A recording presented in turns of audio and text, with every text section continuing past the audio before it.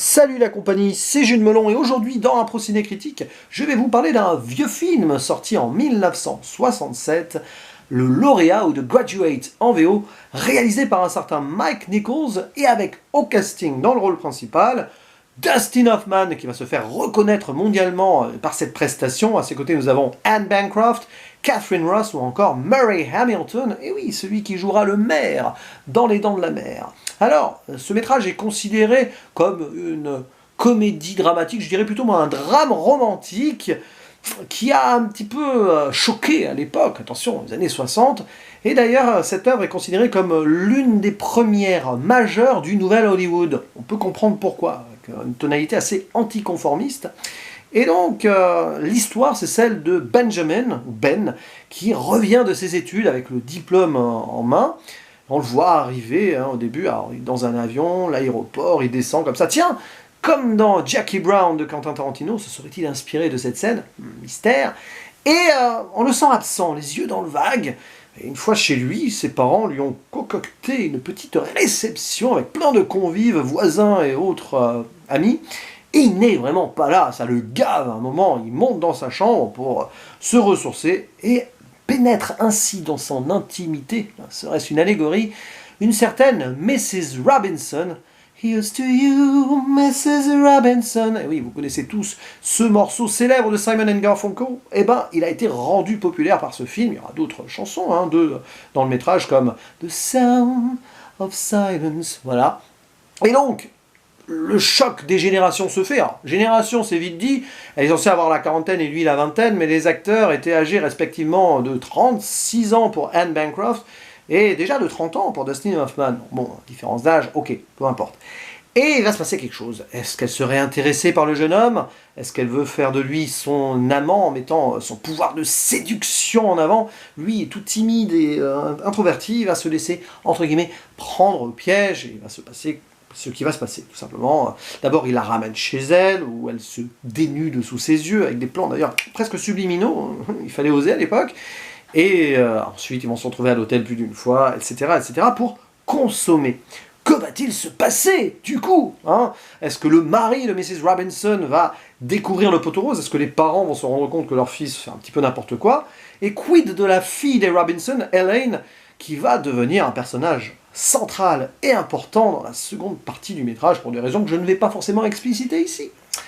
Alors, ce film, forcément, à une époque où l'Amérique était en plein tourment, la guerre du Vietnam, etc., est assez marquant parce que, oui, il ose quelque chose, mais alors, en plus, sur le plan formel, Mike Nichols nous propose une réalisation aux petits oignons. Tout est millimétré dans les cadres des plans, il y a quelques plans séquences assez remarquables, notamment quand Ben veut vite s'enfuir de la maison après qu'elle se soit dénudée sous ses yeux, il descend, pouf, il y a le mari qui arrive, et voilà, il discute avec le mari, puis il y a la femme derrière qui espionne un petit peu la conversation. Oui, il y a beaucoup de jeux sur les distances aussi, du close-up, les gens au loin, quelques points de vue voyeuristes aussi, jeu de l'ombre et de la lumière, etc. Le désir qui peut être aussi représenté par des choses en mode faux semblant qu'on ne met pas forcément directement à l'écran. Et tout le symbolique de la voiture rouge, l'Alfa Romeo du jeune homme, qui représente forcément aussi cette potentielle émancipation sexuelle, etc.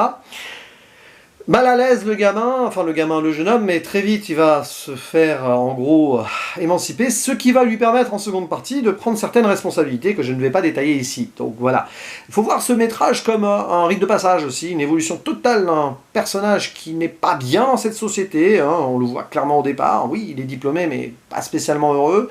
Retourné parmi les siens ne l'enchante guère, il n'a pas spécialement d'idée sur son avenir, et là, il va se passer quelque chose, quoi. L'entrée dans sa vie d'une femme qui va lui faire découvrir une certaine forme de désir, puis ensuite une passion qu'il va essayer de contrôler ou pas, justement, pour arriver à ses fins d'une manière ou d'une autre, et j'en dis pas plus, voilà, je reste volontairement en vague, mais ceux qui ont vu le film savent très bien de quoi je veux parler, notamment ce grand final, avec course-poursuite contre le temps en voiture, l'église, oui, oh là là, belle fin, un métrage qui a une conclusion remarquable, et donc qui n'est pas loin d'être un petit chef-d'œuvre. Alors évidemment, au premier visionnage comme ça, je ne peux pas forcément l'affirmer, il faut que ça mûrisse dans mon esprit, mais déjà donc je l'ai dit, la mise en scène est parfaite, Les acteurs, alors là, Dustin Hoffman, il mérite sa réputation rien qu'avec ce film. Après, il nous fera d'autres grandes performances, hein, notamment Rain Man, pour ne citer que ça. Mais alors, waouh, il a un aplomb et un charisme déjà, enfin, un charisme à jouer quelqu'un qui n'en a pas forcément, dans les silences, dans le regard, dans le traumatisme qu'il peut vivre de ce qui va lui arriver dans ce film, c'est assez inattendu. Anne Bancroft est glaçante de machiavélisme, de magnétisme aussi, en mode femme fatale, femme cougar, entre guillemets, voilà. Et la fille, jouée par Catherine Ross, impeccable aussi, notamment donc, sur la dernière partie, prestation très forte. Il n'y a pas vraiment grand-chose à dire de négatif sur ce métrage, vraiment, pas du tout même.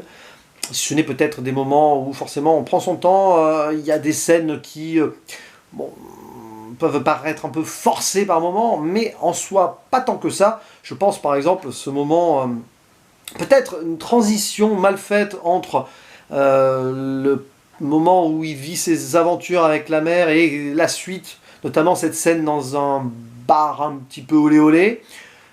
Il y a quelque chose qui se passe pour la première fois là, à ce moment-là, et on se demande comment ça peut arriver aussi vite par rapport à la conclusion du film en fait. Il y a quelque chose qui... Voilà, il se passe quelque chose. Mais j'en dis pas plus, je veux vraiment pas spoiler, je veux vraiment que vous découvriez cela par vous-même si vous tombez sur cette vidéo sans avoir vu le film.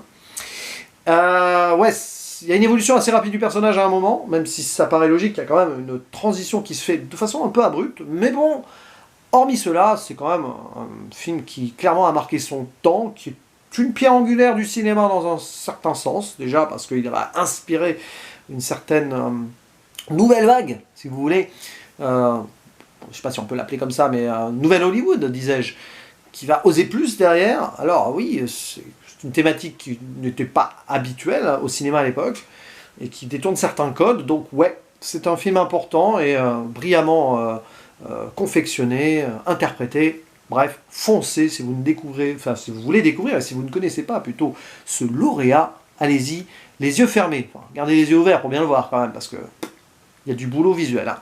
Bref, c'est tout ce que j'avais à dire sur ce métrage. N'hésitez pas à dire en commentaire ce que vous avez pensé de ce film, si vous l'avez déjà vu, est-ce que vous comptez le voir un jour, peut-être, voilà. Et je vous dis à la prochaine. Ciao!